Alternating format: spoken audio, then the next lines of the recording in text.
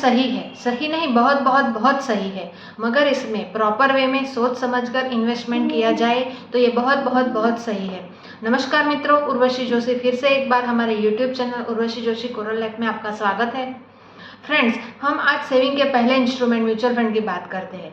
Mutual fund की basic की बात करें तो नाम ही म्यूचुअल है, यानी बहुत सारी कंपनियों का समूह। एक एग्जाम्पल से समझते हैं, यदि आप 1000 रुपये 10 रुपये के हिसाब से किसी कंपनी के शेयर खरीदते हैं तो आपको 100 शेयर मिलते हैं। यदि उसी कंपनी का 10 रुपये का शेयर का भाव 20 रुपये होता है तो आपके पैसे 1000 से सीधे 2000 हो जाते हैं। और यदि उसी कंपनी का शेयर का भाव 10 रुपये का 5 रुपये हो जाता है तो आपके पैसे सीधे 1000 से 500 रुपये हो जाते हैं। पर म्यूचुअल फंड में ऐसा नहीं होता है।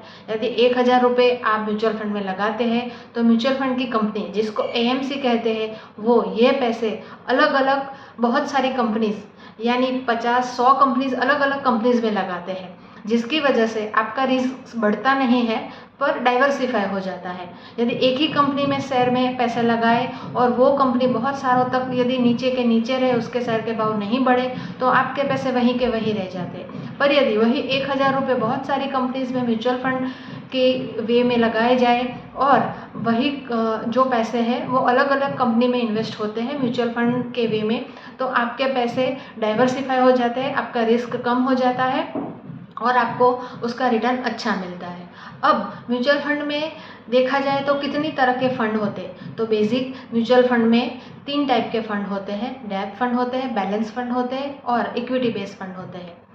अब ये 3 फंड कैसे काम करते हैं ये हम हमारे अगले वीडियो में बताएंगे, तो हमारे चैनल को लाइक, सब्सक्राइब और शेयर करिए। आपका लाइक हमारा हौसला बढ़ाता है, आपका शेयर हमारी इन्फॉर्मेशन दूसरे तक पहुंचाता है और आपका सब्सक्राइब हमारी इन्फॉर्मेशन आप तक पहुंचाता है। तो हमारे चैनल के साथ बने रहिए। नमस्कार।